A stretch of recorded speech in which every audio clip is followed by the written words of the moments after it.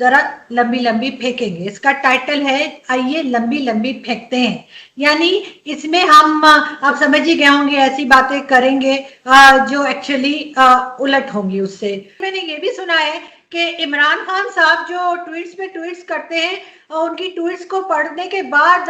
नरेंद्र मोदी जी जो है वो थर थर कांप रहे हैं, उनको 104 बुखार हो गया है और उन्होंने कहा है कि वो कश्मीर पाकिस्तान को देने को तैयार हो गए और सारे पेपर्स वेपर सब तैयार है, सिर्फ एक साइन कर दे और कश्मीर हमारा पहले से था और रहेगा, आपको तो मालूम ही है, तो वो हमें दे रहे हैं। और उनका सारा जो स्टाफ है, सारे मिनिस्टर्स जो है मोदी जी के, वो हाथ जोड़ के खड़े हैं और कह रहे हैं इमरान खान साहब से कि जी हमें माफ कर दें, हमने जो भी किया।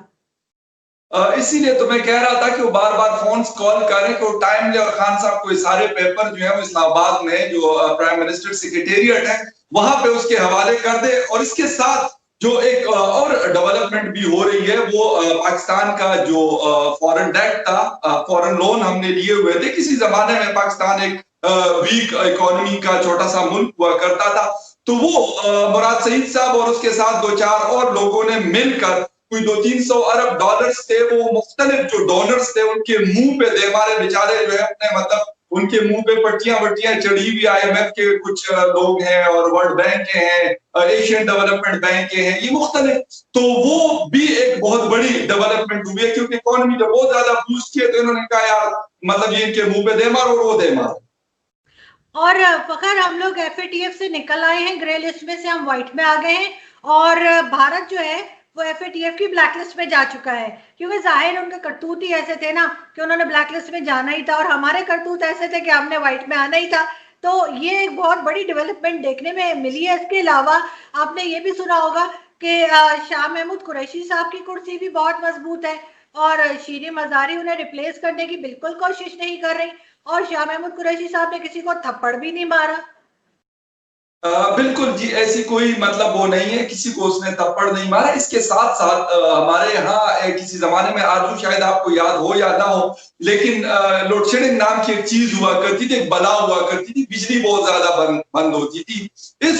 जिस वक्त हम बात कर रहे हैं तो पाकिस्तान जो है तकरीबन 1.5 लाख मेगावाट बिजली प्रोड्यूस कर रहा है और अपने मुल्क में तो है ही बिजली, मतलब एक्स्ट्रा बिजली है हमारे पास। तो इंडिया को भी इस वक्त हम बेच रहे हैं, अफगानिस्तान को भी बेच रहे हैं, ईरान को भी बेच रहे हैं और शायद अभी क्योंकि एक ट्रांसमिशन लाइन पे काम हो रहा है तो शायद बहुत जल्द हम चाइना को भी इलेक्ट्रिसिटी एक्सपोर्ट शुरू कर दें। तो ये भी एक डेवलपमेंट है और एक नई खबर। और जो लोग क्रिकेट देखते हैं और क्रिकेट पसंद करते हैं उनके लिए बहुत बड़ी खुशखबरी है कि सारी दुनिया की क्रिकेट टीम्स जो है वो पाकिस्तान आने के लिए बैठी हैं और वो कह रही हैं कि हमने नेक्स्ट जो इनका वर्ल्ड कप होगा वो हमने पाकिस्तान में ही खेलना है, क्योंकि पाकिस्तान से ज्यादा महफूज कंट्री उनको कहीं और नजर नहीं आ रही। ये भी होगा और इसके साथ साथ हम नहीं भूल सकते पाकिस्तान रेलवे को। शेख रशीद साहब उसके मिनिस्टर हैं, वो भी इस वक्त जब रेटिंग हुई है टॉप 10 रेलवेज की दुनिया में तो उसमें पाकिस्तान रेलवे एक दफा फिर नंबर 1 का अवार्ड जीत चुकी है और तकरीबन 670 किलोमीटर पर आवर वाली जो ट्रेन है वो चलनी पाकिस्तान ने शुरू की। अभी दुनिया के किसी मुल्क में भी वो ट्रेन बुलेट ट्रेन नहीं है, तो वो भी एक बहुत बड़ी खबर है। और इसके साथ अगर आप इजाजत दें तो मैं एक और हमारी एक एयरलाइन इंडिया ये हुआ करती थी, आपको याद होगा कि उसके पायलट्स को और इस एयरलाइन को किसी जमाने में बैन कर दिया गया था। अब वो एयरलाइन एमिरेट्स को, इत्तेहाद को, सिंगापुर एयरलाइन को, 4-5 एयरलाइन जो बड़ी एयरलाइन हुआ करती थी, टर्किश एयरलाइन, उसको वो खरीद चुकी है और तकरीबन कोई 500 मोर देन 500 मतलब उनके पास अपने जहाज हैं जो पूरी दुनिया में अपना एक फ्लाइट ऑपरेशन चला रहे हैं। और वो भी यकीनन बाकी मतलब हमारे जो डिपार्टमेंट्स है वो नंबर 1 पे खड़े हैं। रेलवे अगर खड़ा है तो गुलाम फखर खान की सरबराही में क्या ये किसी से पीछे नहीं रह सकता। तो वो भी मुसलसल तीसरा चौथा अवार्ड है नंबर 1 एयरलाइन का और सबसे लार्जेस्ट एयरलाइन का, वो भी इस वक्त KIA के पास आ चुका है।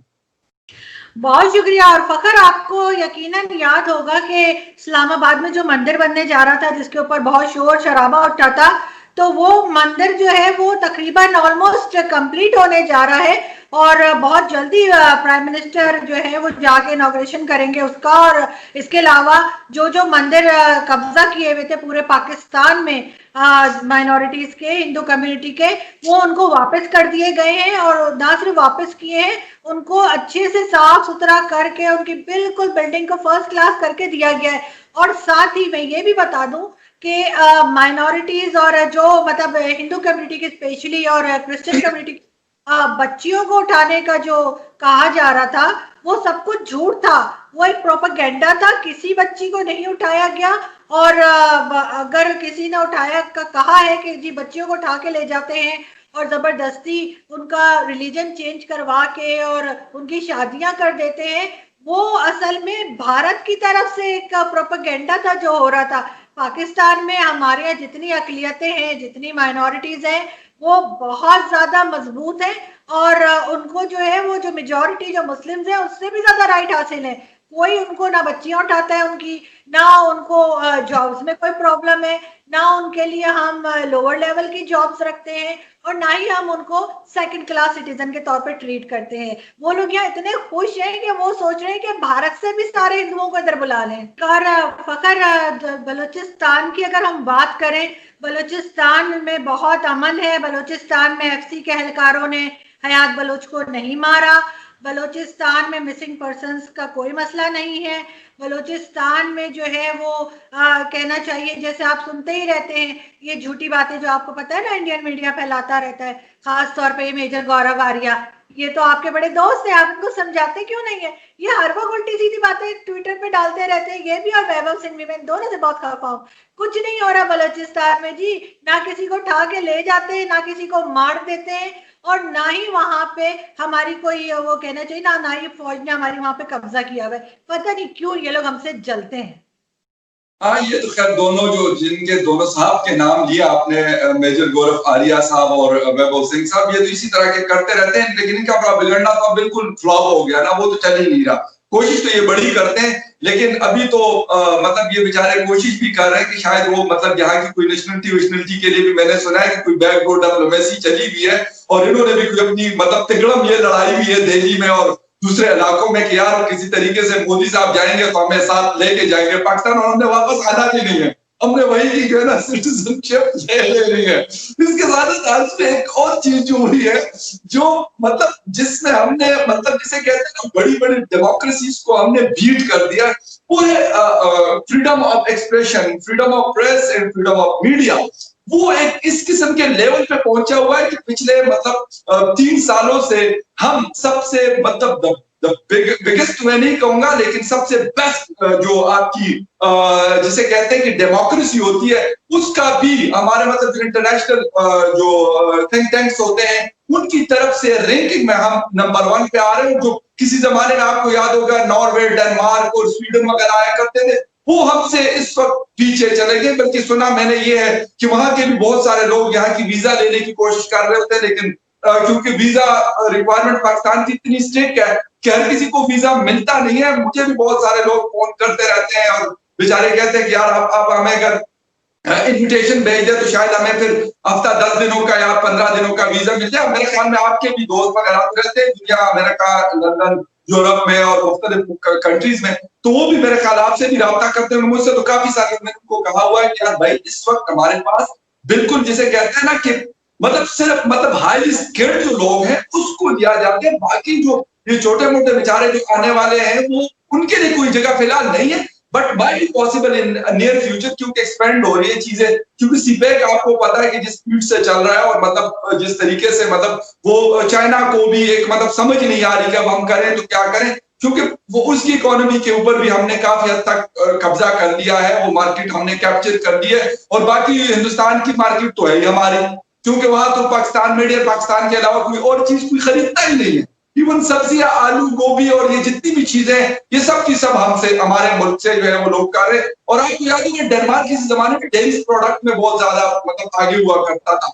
अब वो सारी चीजें उनकी अपनी गाय बहन से लेकर ना वो पाकिस्तान आने की कोशिश कर रहे हैं, लेकिन यहाँ पे उनको न लाइसेंस मिल रहा है और न कुछ और, वो भी बड़ी मतलब कोशिश कर रहे हैं। मैंने 2-3 दिन पहले सुना था कि जो डेनिश एम्बेसडर है वो भी ट्राई कर रहे हैं कि यार किसी तरीके से पाकिस्तान में उनके जो लोग हैं और उनको मतलब कोई रोजगार और इस तरह की चीजें मिल जाए। तो ये साथ साथ ये भी बहुत बड़ी बड़ी डेवलपमेंट हो रही है। मेरा ख्याल हमारा प्रोग्राम लंबी लंबी छोड़ने के ऊपर है, तो कोई हर्ज नहीं है कि हम ये सारी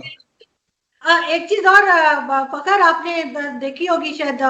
कि आईफोन वालों ने जो है वो कहा है कि वो अपने कंपनी जो है उसका यहाँ पे वो इनॉग्रेशन कर रहे हैं और यहाँ से अब आईफोन बना करेंगे, क्योंकि जर्मनी और दूसरी जगह जहाँ से बन रहे हैं वहां से वो उनको उस तरह की जो है वो लेबर भी नहीं मिल रही है, पावर भी, और उस तरह की मटेरियल भी जो हमारे यहाँ आपको पता है कितना जबरदस्त हमने इस्लामाबाद एयरपोर्ट बनाया है। तो वो उसी तरह से उससे इस्लामाबाद एयरपोर्ट से असल में इम्प्रेस हो गए हैं वो। और पहले उन्होंने ये सब कुछ शायद इंडिया में भी करना था उन्होंने लॉन्च, और मेजर गौरव ने जो है वो एक ट्वीट भी लगाई थी, लेकिन बड़े अफसोस के साथ मुझे ये बताना पड़ रहा है कि वो मेजर गौरव की ट्वीट जो थी वो बेकार चली गई है, क्योंकि पाकिस्तान की इतनी शदीद तरक्की के बाद वो सारे प्लांट जो है वो उठ के पाकिस्तान में लगाए जा रहे हैं और इंडिया में नहीं होंगे। इसलिए इंडियंस जो हैं वो ये वीडियो देख के रोए मत प्लीज, हमें आपके साथ पूरी हमदर्दी है, लेकिन हम इसमें कुछ नहीं कर सकते अगर हमने इतनी तरक्की कर ली है तो। अगर आपको पता होगा कि हमारे पासपोर्ट की कितनी इज्जत है, हम जहां जाते हैं वहां पे हमें वीजा के बगैर ही कहते हैं आप पाकिस्तान से आए, प्लीज आइए आइए। सबा कमर जैसे लोग कितना झूठ बोलती हैं वो कि उनको अलग बिठा दिया था और उनको चेक किया और फिर जाने दिया और इंडियंस को जाने दिया पहले। ऐसा कभी नहीं होता, हमारे पासपोर्ट की बहुत इज्जत है। ये तो बहुत इज्जत की बात है अगर आपको एयरपोर्ट में वो 4-5 घंटे बिठाते हैं, ये मतलब बहुत कम लोगों को ये चीज नसीब होती है। बाकी सब लोग ऐसा पासपोर्ट देखते हैं और कहते हैं निकली है, हमें तो बिठा के चाय पिलाते हैं, लित्तर नहीं, सॉरी बिस्किट खिलाते हैं और फिर हमें बाहर जाने देते हैं।